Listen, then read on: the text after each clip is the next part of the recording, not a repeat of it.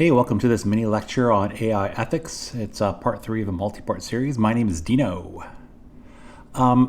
Opaque AI systems create some issues, specifically data ethics, which focuses on opacity and bias. When AI is used for predictive analytics, it creates significant concerns about lack of due process, accountability, community engagement, and auditing. As a result, the power structure that this includes that deals with creating decision-making processes that constrain and limit opportunities for human participation.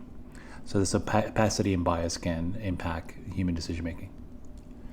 The impact of opacity, it's often impossible for people who are affected by AI to know how the AI system produces output because it's an opaque system. When you use machine learning systems, they're typically opaque even to experts. So even those people who work in machine learning, they don't know how a particular pattern was identified by machine learning, or even what the pattern is if it's really complicated. As a result, opacity worsens bias in decision systems and data sets. If there is a desire by various stakeholders to remove bias, such as the kind of political will, the analysis of opacity and bias are intertwined. You can't separate the two. Bias in AI decision systems also includes predictive analytics. When you have automated AI decision support systems or predictive analytics, they operate on data and produce a decision as an output. So the whatever they make is an output. There can be a range of various outputs, and they can have a range of various levels of personal significance, like how they impact people individually. Such as in the hospitality range, a restaurant can match your preference, which is pretty benign. Again, fortunately, the stakes can get much higher. Say if in business you're looking for a credit card, your application can be denied by AI. In healthcare, a patient's X-ray can show completed bone growth, which is good. In healthcare, a donor organ can be given to another patient based on various risk factors. In crime, bail can be denied, and in warfare, a target can be identified and engaged with, such as in drone warfare. As a result, data analysis is often used in predictive analytics to foresee future developments in areas like healthcare, hospitality, business, crime, warfare, etc. Predictive policing is particularly big these days. Many people who are critics, they fear that predictive policing might erode public liberties. And as an example, it can take power away from those whose behavior is predicted. Many policing worries depend on futuristic scenarios where police foresee and punish planned actions rather than waiting until a crime has been committed.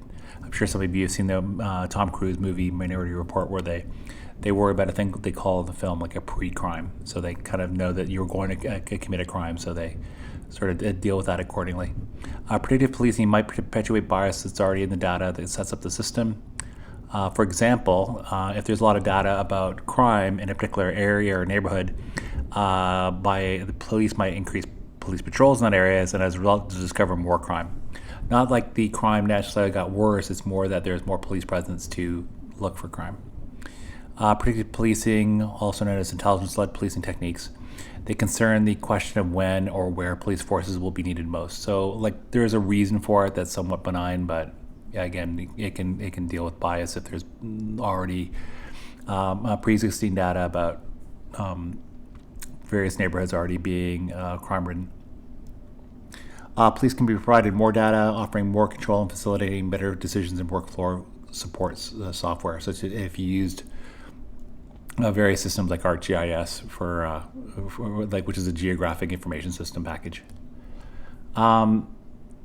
Whether you have trust in predictive policing depends on a couple of things.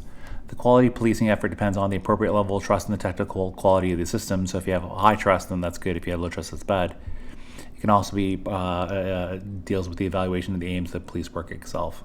So if people think it's malign aims, then the people think the quality is poor. If it's benign, probably higher. Autonomy in autonomous systems is an interesting issue. Many notions of autonomy in the discussion of autonomous systems, like what exactly does autonomy mean? A stronger notion is involved in philosophical debates where autonomy is the basis for responsibility and personhood. In this context, responsibility implies autonomy, but not inversely. So you can have autonomy, but that does not necessarily imply responsibility. There can be systems that have degrees of technical autonomy without raising issues of responsibility, which can be problematic because then who's responsible for this?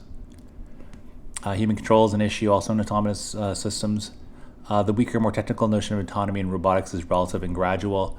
A system is said to be autonomous with respect to human control to a certain degree. So it has limited human control. The less human control, the more autonomous it is. And there's a parallel here to issues of bias and opacity. Autonomy also concerns power relations. For example, who is in control? Is the machine or the AI or the human beings? And then who is ultimately responsible? That was AI ethics, a third part in a multi-part series. What do you think should happen in terms of autonomy? Should we give AI-driven technologies more autonomy or less autonomy? How do we find out who's responsible when we have this kind of increasing autonomy for machines? Please feel free to subscribe to the channel if you'd like. Please feel free to like this video. Please feel free to comment on anything I just said.